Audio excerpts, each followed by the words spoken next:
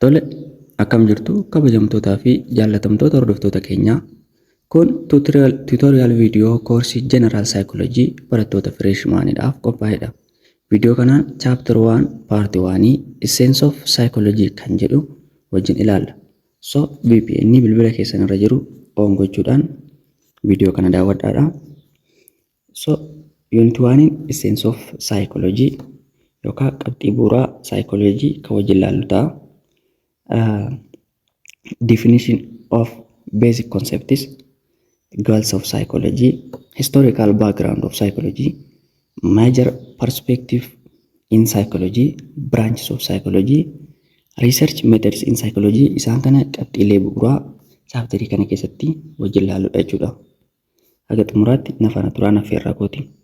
Jalqaba irratti meaning and definition of psychology kan jedhu wajjin ilaalla. The word psychology comes from the two Greek words. Jechi psychology jedhu jechoota Giriikii lamarraa kan dhufedha.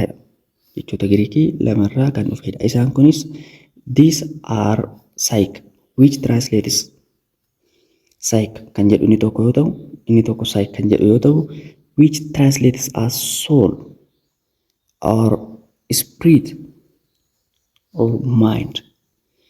Kana jechuun lubbuu yookaan spirit hafuura yookaan immoo mind sammuu kan jedhu kanarraa kan dhufedha jechuudha. Psych jedhu kun soul yookaan immoo spirit yookaan mind kan jedhurraa dhufe. Inni lammaffaan logos, which means the study qo'achuu or knowledge beekumsa or discourse kan jedhurraa dhufe jechuudha. Kanaafuu gabaabumatti saayikolojiin jecha Giriikii lamarraa kan dhufe yoo ta'u, saayikii fi logosiidha jechuudha. So, saayik kan jedhu kun immoo soul or spirit or mind irraa kan dhufe yoo ta'u, logos jechuun immoo study, knowledge or discourse ta'uusaa qabachuu qabdu. So, psychology means the study of mind or soul or spirit represented by the Greek letter psi. Ishiidhaan psychology bakka buutu jechuudha. Jecha Giriikii psi yoo taatu, psi jennee dubbisna. Psychology bakka buutu which is read as psi. So, jecha Giriikii psi jettu tanarraa kan dhuftedha jechuudha. Generally, psychology is a scientific study of behavior and its underlying mental process of human beings and animals. Kana jechuun saayikolojiin mala qo'annoo saayinsawaa amalaa fi hojii sammuu kan bineeldotaa akkasumallee kan namaa akkasumallee kan bineeldotaa kan animaalii kan qo'atudha jechuudha. So, isa kana isinii galeera yaada. Scientific study of behavior and its mental process. Sammuun keenya akkamitti akka hojjetu jechuudha. Fi human beings kan dhala namaallee ta'uu danda'a akkasumas kan animaalotaallee ta'uu danda'a jechuudha. So, saayikolojiin sammuu kan dhala namaas ni qo'ata akkasumas kan bineeldotaas ni qo'ata jechuudha. Definishinii kana keessaa 3 keywordii arganna jechuudha. 3 keywords arganna. So, isaan sana ilaallu. Jalqaba irratti jechoota ijoo sadii arganna. Saayinsii kan jedhu, behavior kan jedhuu fi mental process kan jedhu kana sadeen arganna. Isaanis tokko tokko ilaalla. Science jechuun maali? Here. Science follows scientific procedures and use empirical data to study behavior and mental process.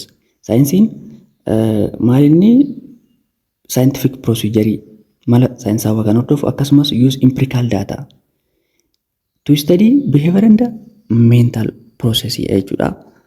So,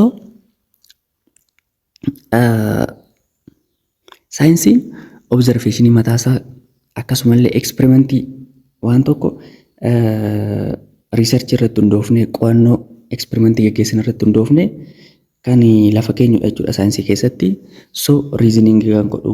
So psychology does not rely on common senses or speculation. Kan jechuun psychology'n experimentii mataa isaa gaggeessee, observationii mataa isaa gaggeessee, akkasumas reasoning godheeti malee jettee yookaan akkasumatti kan namni irratti olii galee scientific proof tokko malee kan namoonni irratti olii galan common sense fudhatu yookaan akkasumatti lafaa ka'ee speculating godhu yookaan hin tilmaamu jechuudha. Kanaafuu scientific procedure mataa isaa fayyadama jechuudha. So scientific procedure fayyadama, use empirical data fayyadama jechuudha. Saayinsiin bifa kanaan jechuudha psychology keessatti gaafa ilaalamu. Behavior gaafa inni immoo gabaabumatti behavior jechuun action and reaction, gochaa fi deebii jechuudha.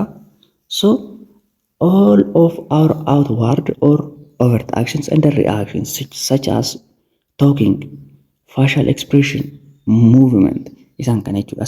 Jalqaba irratti behavioriin iddoo lamatti qoodama jechuudha. Overtii fi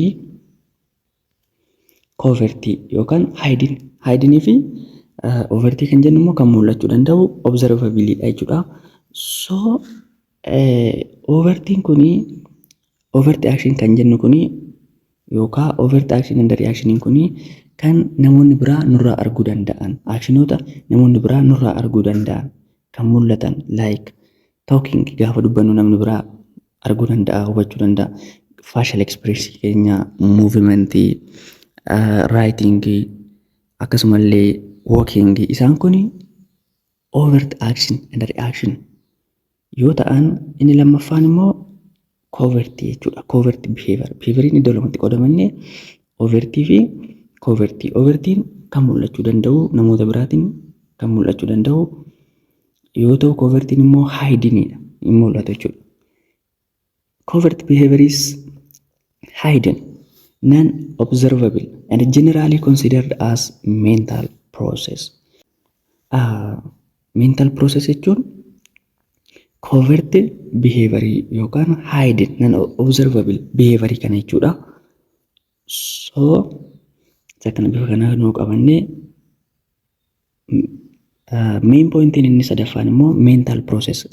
Hiika psychology keessaa main pointiin inni sadaffaan argannu mental processidha jechuudha. Mental processiin kun immoo maal agarsiisaa? Refer to all the internal or covert activities. Covert activities of our minds jalqaba ilaaluuf yaallee turre. So covert behavior sana jechuudha. Qofaa isaatti maanni mental process jechuudha. Mental process jennaan jechuudha. Of our mind such as thinking, feeling, remembering, dreaming like that. Isaan kun maanni mental process yookaan immoo covert activity jechuudha. Covert activities. Psychologists strive to understand the mysteries of human nature. Why people think, feel and act as they do. Psychologistoonni maal hubachuudhaaf carraaqqii taasisu jechuudha.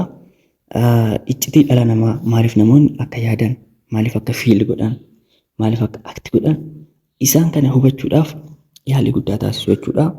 So in addition, psychologists also study animal behavior. Psychologistoonni behaviorii bineensotaallee, bineeldotaallee ni qo'atu jechuudha. An namaa qofa miti jalqaba akkuma kaasuuf yaalle. Sababni amala bineeldotaa qo'achuun barbaachise maaliif gaafa inni ilaalle? It is ethically forbidden to conduct experiment on human beings.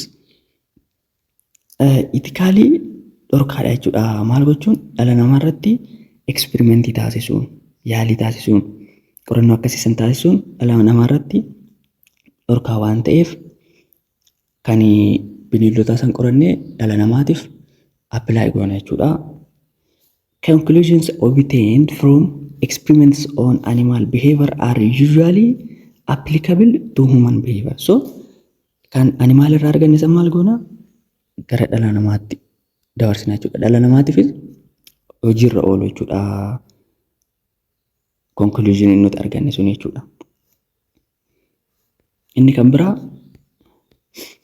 to formulate theories, laws and the principles that govern human behavior. Theory bocuudhaaf, seera akkasumallee principloota formulate gochuudhaaf kan dhala namaa hoogganan jechuudha. So amala dhala namaa kan hoogganan theorota bocuu, seerota baasuudhaaf, principloota baasuudhaaf nu gargaara jechuudha.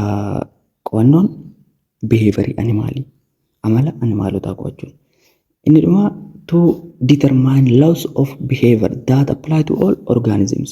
Akkasumallee seera organismoota hundaaf apply ta'uu danda'u, hojiirra ooluu danda'u, hojjechuu danda'u akka argannuuf nu gargaara. So inni kun kana. Egaan inni kan biraa immoo goals of psychology kan jedhu wajjin laalla jechuudha. Maal inni goals of psychology? Ammas dhumaatti afaan turaan affeerra kooti.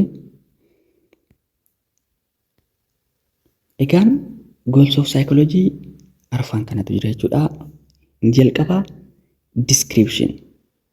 What is happening? Maaltu ta'aa jira? Maaltu akka ta'aa jiru hubachuu jechuudha. Amala namaa irrattis haa ta'u waan biraa irratti taatee ta'aa jiru sana identify gochuudha. Inni lammaffaa explanation. Why it is happening? Maaliif akka ta'aa jiru? Riizinoota tarreessuu jechuudha. Sababa taatee sanii kan ta'an isaa sanaaf sababa tarreessuu jechuudha. Prediction. Amalli sun yoo sirraa baatee akkasumatti yoo itti fufee when will it happen again? Yoom irra deebi'ee raawwachuu danda'a. Waan akkasiiti jechuudha. Inni afuraffaan fi inni dhumaa how can it be changed? Amala sana akkamitti control gochuu danda'a? Amala sana akkamitti jijjiiruu danda'a? So goals of psychology isaan arfan kana description, explanation, prediction and controlling kan jedhan kana itti fufne ammas detail isaa wajjin laalla jechuudha. Jalqaba irratti description. Description kun it involves observing the behavior and noticing everything about it. Kana jechuun amala san laaluu akkasumallee waa'ee amala sanii hubachuu jechuudha. Amalli sun maal akka ta'e, maaltu akka ta'aa jiru. Every behavior has its own way of occurring. Amalli kamiyyuu taatee karaa mataa isaa ittiin ta'uu qaba jechuudha. Amalli kamiyyuu has its own way of occurring. Karaa ittiin ta'u mataa isaa kan ta'e qaba jechuudha. In describing behavior, a psychologist focuses on how behavior occurs. Yeroo baay'ee maal godhu jechuudha. Amala ibsuu keessatti psychologistoonni akkamitti akka ta'u, amalli sun akkamitti akka ta'u irratti xiyyeeffatu jechuudha yeroo baay'ee description keessatti jechuudha. It is a search for answers for questions like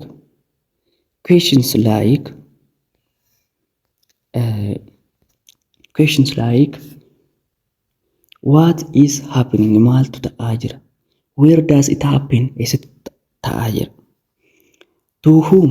Eenyu irratti ta'aa jira? And under what circumstances does it seem to happen? Circumstances akkamii keessatti ta'aa jira? Wanni jedhu kana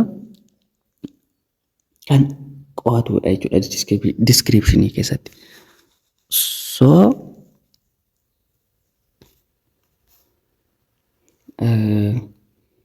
goals of psychology keessaa inni jalqabaa kana yoo ta'u descriptioniin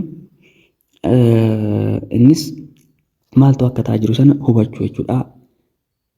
So inni lammaffaa explanation kan jedhudha. In explanation of behavior, a psychologist becomes concerned about why behavior occurs as it does. As keessatti immoo why kan jettu tana qabachuu qabdu jechuudha. Why behavior occurs. Amalli sun maaliif ta'e? Sababni isaa maali? Sababoota jechuudha as keessatti kan adda baasu. Explanation of behavior, a psychologist becomes concerned about why behavior occurs. Every behavior has its own causes. jalqabas kaasuuf yaallee amalli kamiyyuu karaa ittiin ta'uu sin qaba. Akkuma karaa mataa isaa danda'e ittiin ta'uu qabu immoo sababa qabas jechuudha. Sababa malee biheeviyariin kamiyyuu haappiin gochuu hin danda'u jechuudha. So sababa mataa isaa danda'e qaba sababa biheeviyarii sun uumameef. Now behavior occurs without a cause. Sababa malee biheeviyariin ta'u amalli ta'u hin jiru jechuudha. Isa kana hubachuu qabdu. It is about trying to find reasons, reasonota barbaadu, reasonota soquu for the observed behavior. Jalqabaa description keessatti maaltu akka jiru yookaan behaviyorii sana observe gochuu jechuudha. Laaluudha inni turre. Amma immoo observed behaviyorii sanaaf reasonota barbaadna jechuudha. Maaltu behaviyorii sun akka uumamu taasise? Isa sana explanation keessatti.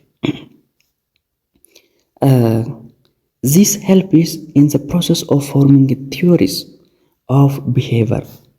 Inni kunis maaliif nu gargaara inni gaafa laalle tiyoorota form gochuudhaaf, tiyoorota bocuudhaaf illee nu gargaara of behavior. A theory jechuun yookaan yaadrimeewwan bocuudhaaf nu gargaara. A theory is a general explanation of a set of observations or facts jechuudha.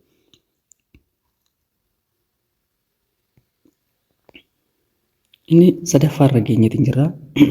Jalqaba description and then explanation, amma immoo sadaffaa prediction ilaalla jechuudha. Isaan kun maal inni goals of psychology dha. Prediction is about determining what will happen in the future. Fuulduratti maaltu ta'a? Wanni jedhu predict gochuu jechuudha, tilmaamuu jechuudha. Which means amalli sun akkasumatti itti fufee yoo ta'e, wanti gidduun galle yoo ta'e gara fuulduraatti maaltu ta'a? Wanni jedhu sana predict gochuu jechuudha. Involves forecasting the likelihood of a behavior under certain circumstances. Tilmaamuu jechuudha. Shakkii yookaan carraa ta'umsaasa gara fuulduraa predict gochuu jechuudha. So prediction of behaviors is possible through the use of theories or principles. Yeroo behaviyorii kana predict goonu immoo maal nu barbaachisa jechuudha? Yookaan adeemsa kam keessa darba jechuudha? Possibly through the theories or principles. Kanaafiyyuu tiyoorii yookaan pirinsippiloota kana fayyadamnee behaviyorii sana predict kan goonudha jechuudha. Inni dhumaa maal inni control or modification gidduu galuu jechuudha. To'achuu jechuudha amala isaa. Gara hin barbaadamne irraa gara barbaadamutti fiduu jechuudha.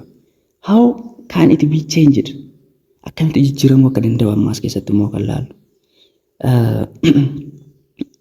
Jalqaba irratti maaltu akka ta'aa jiru hubachuu inni description keessatti, explanation keessatti immoo amala saniif reasonota barbaadu jechuudha. Maaliif amalli sun akka raawwatamaa jiru. Sadaffaa irratti immoo predict gochuu jechuudha. Gara fuulduraatti yeroo kam ta'u amalli kun irra deebi'ee mudachuu danda'a. Wanni jedhu san predict gochuudha jechuudha. The final one is controlling or modification kan jedhu kana jechuudha. How can it be changed? Akkamitti akka jijjiiramuu danda'u? Akkamitti control gochuun danda'amu to'achuun or fooyyessuun modify gochuun danda'amu? Or change the behavior from undesirable one to a desirable one. Gara hin barbaadamne irraa gara barbaadamutti akkamitti deebisuun danda'ama wanni kan keessatti laaludha jechuudha. Controlling kuni it involves changing a behavior which is antisocial. Social irraa kan faallaa ta'e jechuudha. Or unacceptable kan ta'e sana sirreessuu jechuudha. Changing or jijjiiruu jechuudha. A behavior which is unsocial or unacceptable to acceptability sirreessuu jechuudha. Isa kana hubattan jedhee yaada. For healthy functioning of society as the individual, this kind of negative or maladaptive behaviors should be avoided. So, society keessatti fayyummaa society qabaachuudhaaf yookaan society keessatti fayyaa ta'ee akka jiraatuuf behavior ibsuun the individual this kind of negative yookaan amala negatiivii ta'e sana avoid gochuu qabna jechuudha, balleessuu qabna jechuudha in control kana keessatti. So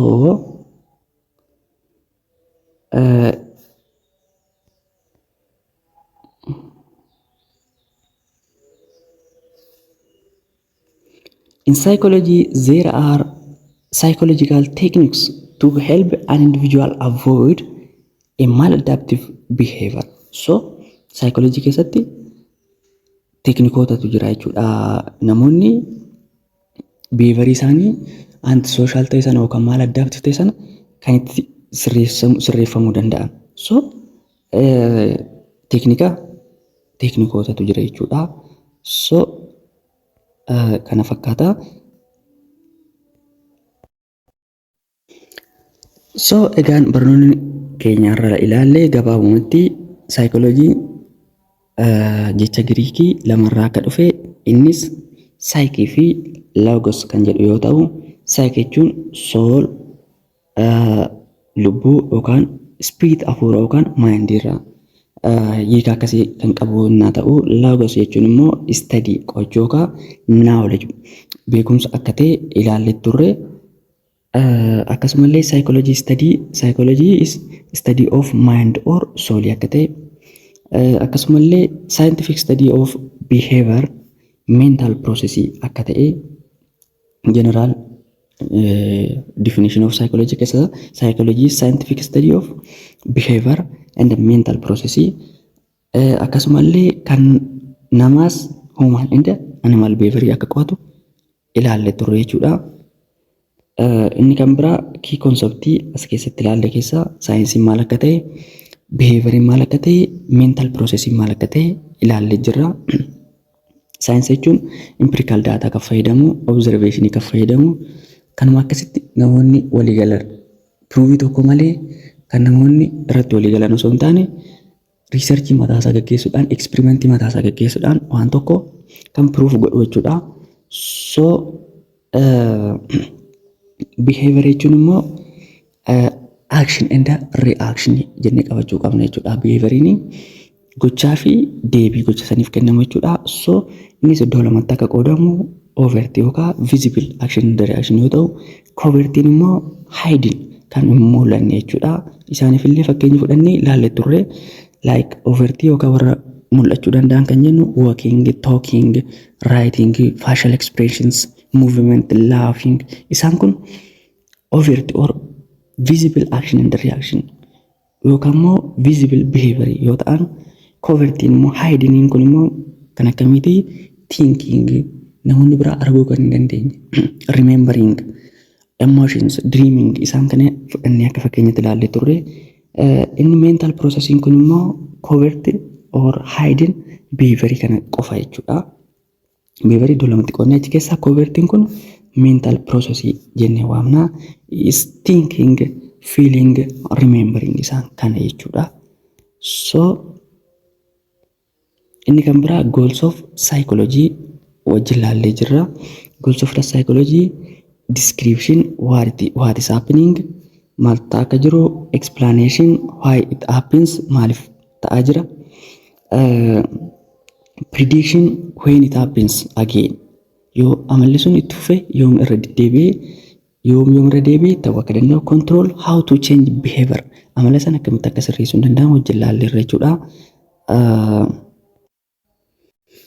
Goals of psychology kana keessatti fakkeenya tokko fudhannee osoo wajjin ilaallee, egaan barataan tokko kilaasii keessatti nama danda'ee ija keessaan ilaaluu haa jennu, barattoota isaa ta'uu leekcharara danda'ee ija keessa ilaalu.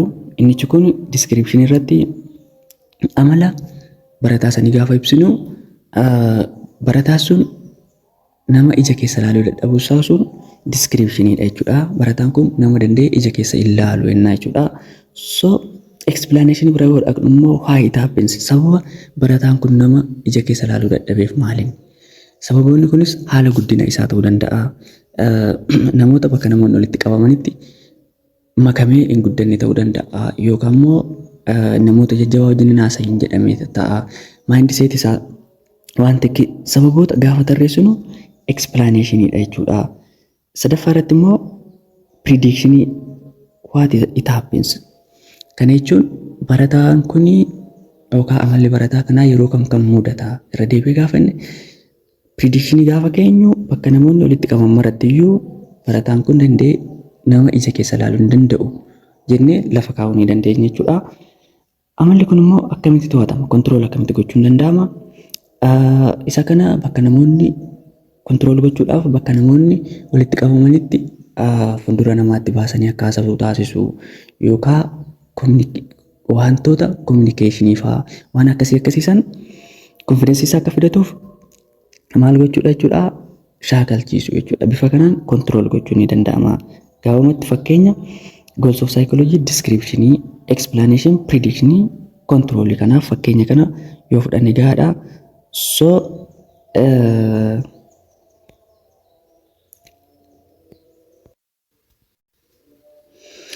So egaan barnoonni keenya irraa asuma irratti dhaabbata. Paartii 2dhaan historical roots of psychology kan jedhu kana wajjin laalla jechuudha. Chaanala kanaaf warri haaraa taatan subscribe gochuun dagatinaa. Akkasumallee viidiyoo keenya kana like godhaa, hiriyoota keessaniif share godhaadha. Wantoota gaggaarii kana booda viidiyoo babbareedaa hojjennee asirratti kan isiniif gadhiisnu ta'a. Goodbye.